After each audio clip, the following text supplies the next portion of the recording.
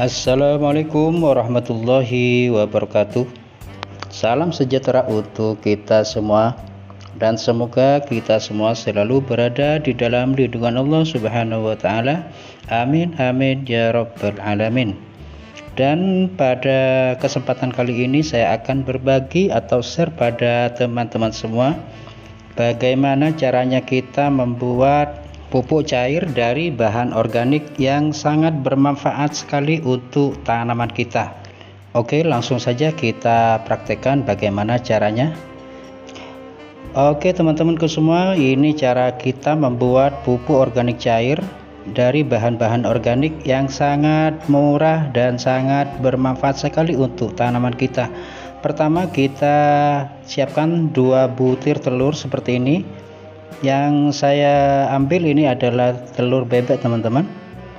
Telur bebek sebanyak 2 butir. Jadi teman-teman semua ini bebas menggunakan telur apa saja, telur Australia atau telur ayam kampung, semuanya bisa teman-teman. Dan kebetulan saya mempunyai bebek dan sudah bertelur teman-teman. Ini telurnya saya gunakan untuk membuat pupuk organik cair dari telur teman-teman. Banyak sekali manfaat yang terkandung pada telur ini untuk tanaman atau tubuh kita teman-teman. Kita menggunakan 2 butir telur bebek ini teman-teman. Sedangkan kulitnya ini bisa juga kita buat pupuk yang sangat bagus sekali untuk tanah dan juga tanaman kita, diantaranya unsur K atau kalium yang sangat tinggi pada kulit telur ini teman-teman. Jadi sayang kalau kita buang kulit telur ini. Kemudian proses selanjutnya kita akan tambah dengan micin teman-teman. Micin ini sangat bagus sekali untuk pertumbuhan tanaman kita di masa vegetatif atau di masa generatif teman-teman. Jadi bebas kita memakai USG ini, memakai merek apa saja, Ajinomoto, Sasa atau yang lain, atau yang kiloan seperti ini juga bisa teman-teman. Kita memakai 2 sendok makan. Oke, sedikit saya akan mengulas manfaat micin pada tanaman kita. Di antaranya bisa menjadi pengganti pupuk teman-teman, juga merangsang pertumbuhan tanaman. Tanaman tidak gampang sakit atau stres, kemudian daun jadi lebih hijau, tanaman cepat berbunga teman-teman. Dan micin juga bisa meningkatkan kadar air pada tanaman kita. Selanjutnya kita pergunakan susu merek apa saja teman-teman. Yang penting susu baik yang bubuk atau yang kental seperti ini teman-teman. Susu bisa dijadikan sebagai disinfektan dan juga bisa dijadikan sebagai fungisida.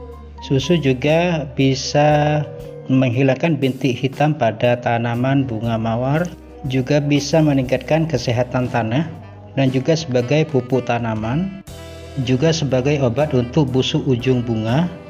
Dan susu juga mengendalikan serangga bertubuh lunak seperti kutu daun dan kutu kebul teman-teman. Nah, jadi bahan yang di dalam wadah ini sudah ada 3 macam teman-teman.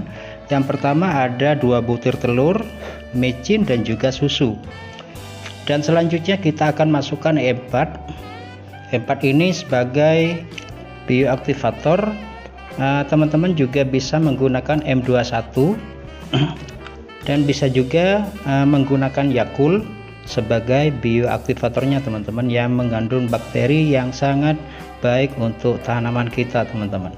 Kita menggunakan E4 ini sebanyak kurang lebih 50 ml. Ini 100 ml teman-teman, kita ambil separuhnya, kita memakai 50 ml teman-teman. Oke, ini kurang lebih 50 ml teman-teman. Kemudian cairan E4 ini kita tuangkan ke dalam 3 bahan yang sudah tercampur ini teman-teman.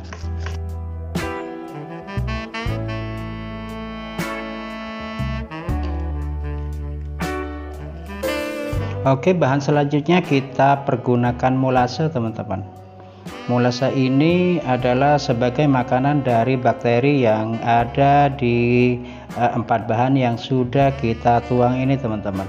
Kita pergunakan sebanyak kurang lebih 50 ml, jadi sama banyaknya antara molase dengan E4 ini teman-teman.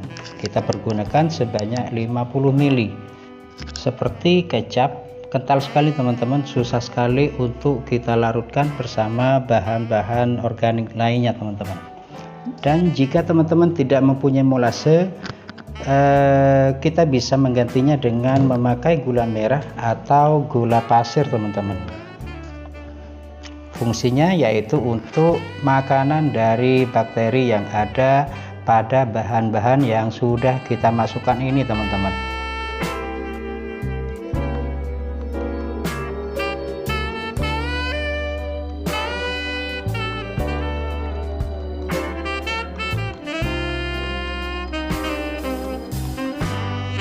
Dan selanjutnya kita lakukan pengocokan. Oke, bagi teman-teman semua yang masih belum subscribe channel Zona Tani ini atau baru saja menemukan channel ini, saya mengharap subscribe, like, juga komennya teman-teman, agar channel ini bisa berkembang dengan baik dan kami bisa bertambah semangat lagi di dalam membuat video tentang tutorial masalah pertanian dan juga perkebunan teman-teman.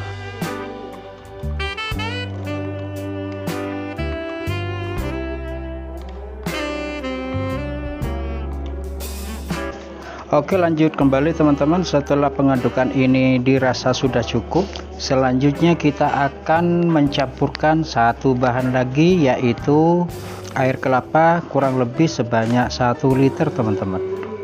Air kelapa ini saya ambil sekitar 2 hari yang lalu, dan air kelapa ini adalah sumber magnesium, kalium, dan juga mineral yang bermanfaat, memberikan dorongan tambahan di dalam pertumbuhan tanaman.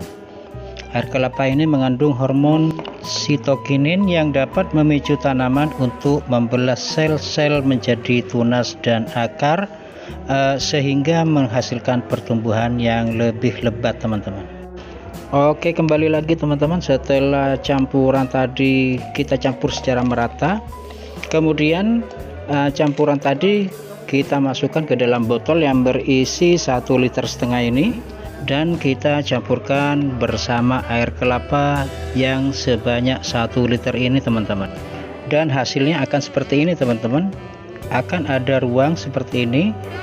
Ini akan menjadi ruang udara bagi gas yang ada di dalam larutan ini teman-teman.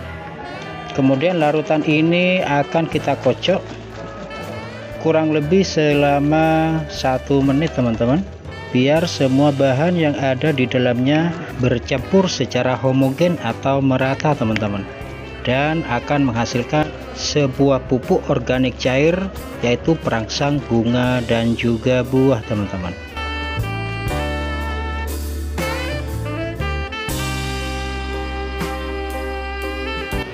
Dan perlu diingat, bahan-bahan yang sudah kita campur yaitu berupa air kelapa sebanyak 1 liter, telur sebanyak 2 butir, kemudian micin sebanyak 2 sendok makan, E4 sebanyak 50 ml, kemudian susu sebanyak 1 saset, dan juga gula atau molase sebanyak 50 ml teman-teman. Kemudian untuk cara fermentasinya kita bisa melakukan dengan cara buka tutup setiap harinya, atau kita menggunakan alat seperti ini teman-teman. 2 botol, satunya botol kecil yang dikasih selang seperti ini, kita bengkokkan dengan menggunakan kawat, kemudian udara akan melewati selang ini dan akan diisi dengan air teman-teman. Coba kita contohkan, ini akan saya kasih air, kemudian udaranya akan keluar melalui selang ini, dan udara yang dari luar tidak akan masuk ke dalam teman-teman. Ini contohnya, saya tuangkan air, udara yang dari dalam akan keluar melalui selang ini, terus akan mengeluarkan gelembung, dan intinya udara yang dari luar tidak akan masuk ke dalam larutan ini teman-teman. Dan untuk proses fermentasinya kita lakukan selama 7 hari sampai tidak ada lagi gas yang keluar dari larutan ini teman-teman. Selanjutnya untuk dosis aplikasinya kita menggunakan 25 ml per liter air. Ini untuk kocor teman-teman. Kemudian untuk semprot kita menggunakan 20 ml per liter air. Dan cara pembuatan alat fermentasi ini sudah ada di video sebelum ini teman-teman. Oke, cukup sekian video dari kami. Semoga video ini bisa bermanfaat untuk teman-teman semua. Dan jangan lupa like, komen, dan juga subscribe. Wassalamualaikum warahmatullahi wabarakatuh.